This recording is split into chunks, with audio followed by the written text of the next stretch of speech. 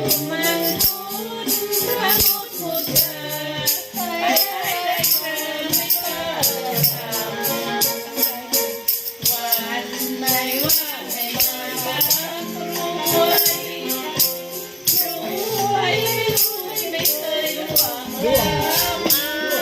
้องดีๆนะถ่ายรูปแล้ว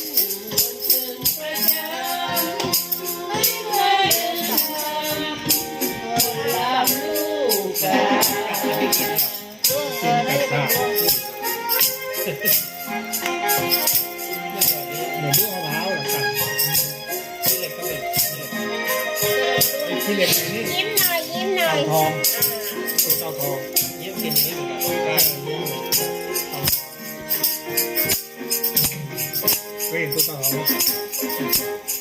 ตัวใต้ของจริงน้องบอกชื่อจริง